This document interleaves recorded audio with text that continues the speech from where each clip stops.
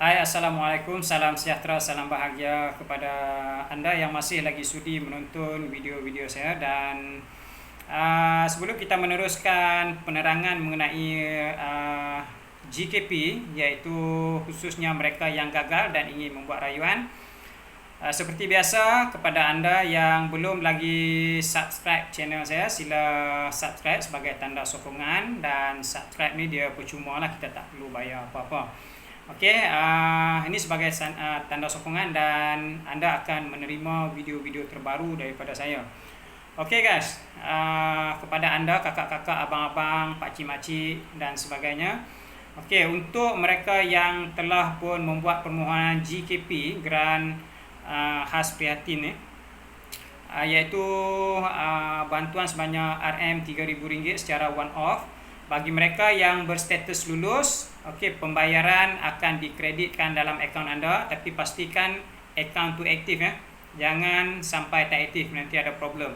Okey, pembayaran akan dilakukan bermula 15 Jun 2020. Maksud bermula tu mungkin anda akan dapat 16, 17, 18 dan sebagainya. Okey, itu kepada mereka yang lulus. Kemudian saya nak fokus pada mereka yang gagal. Yang lulus, alhamdulillah, kita ucapkan tahniah, gunakan wang secara berhemah. Okey, kepada mereka yang gagal, sekali lagi saya infokan, rayuan boleh dibuat bermula 3 Jun sehingga 15 Jun 2020. Okey, tarikh akhir 15 Jun 2020. Keputusan rayuan akan dimaklumkan bermula 22 Jun 2020. Okey, itu keputusan rayuan. Manakala pembayaran, sekiranya status rayuan anda lulus, okey, pembayaran akan bermula, okey, akan bermula pada 29 Jun 2020. Okey, ini info penting yang perlu kita tahulah. Okey, sekali lagi, rayuan antara 3 hingga 15 Jun 2020. Keputusan rayuan akan dimaklumkan bermula 22 Jun 2020. Dan sekiranya keputusan rayuan anda itu lulus, okey, keputusan lulus, wang akan dikreditkan ataupun pembayaran akan dibuat mulai 29 Jun 2020. Okey. Kemudian bagi mereka yang ingin membuat rayuan, okey, anda boleh menyertakan dokumen-dokumen sokongan. Okey, hanya 3 dokumen sokongan, maksudnya 3 lampiran, 3 keping dokumen sokongan sahaja yang boleh dihantar dalam proses membuat rayuan, tak boleh lebih ya. Okey, contoh mungkin kita nak hantar SSM, pengesahan perkeso, pengesahan KWSP dan sebagainya, hanya 3 keping saja. Dan format dokumen hendaklah dihantar melalui online. Permohonan rayuan hanya boleh dibuat melalui online sahaja. Okey, permohonan rayuan hanya boleh dibuat melalui online sahaja. Okey, format dokumen adalah dalam format sama ada JPEG itu satu, ataupun dalam format JPG, ataupun dalam format PDF, ataupun dalam format PNG. Okey, itu je 4 format saja yang boleh digunakan untuk menghantar apa-apa dokumen sokongan kepada LHDN melalui online kepada anda yang nak membuat rayuan GKP RM3,000. Okey, jelas ya?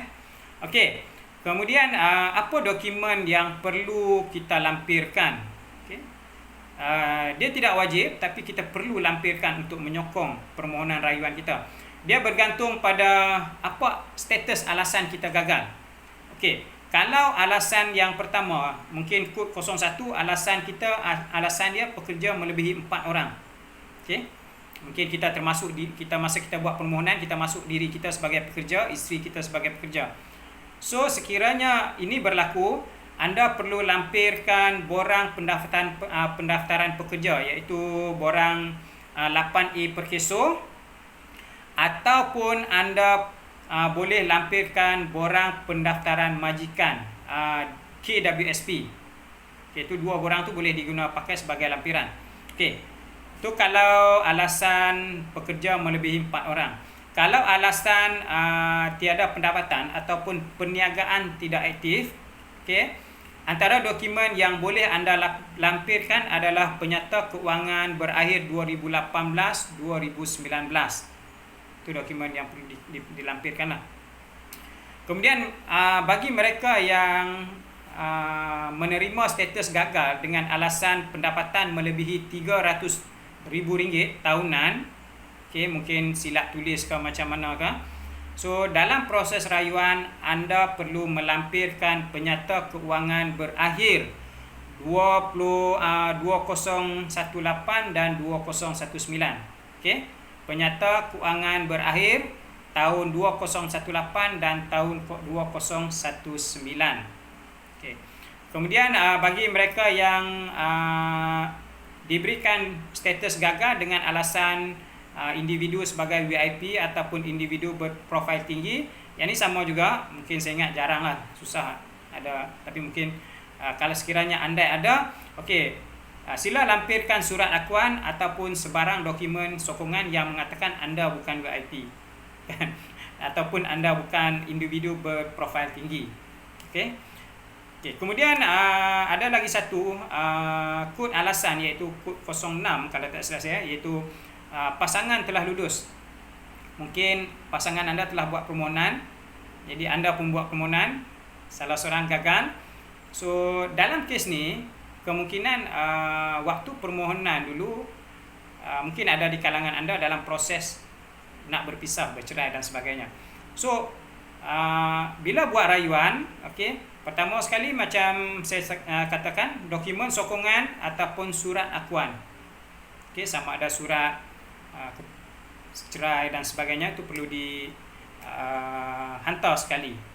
Dan bagi mereka yang menerima kod alasan 07, iaitu tidak berdaftar dengan SSM, tidak berdaftar dengan LHDN ataupun tidak berdaftar dengan pihak berkuasa tempatan, dalam proses membuat rayuan salah satu perkara berkenaan hendaklah dilampirkan. Kalau kata dulu status syarikat tidak berdaftar, kalau ada SSM, anda hantar dokumen tu sebagai dokumen sokongan.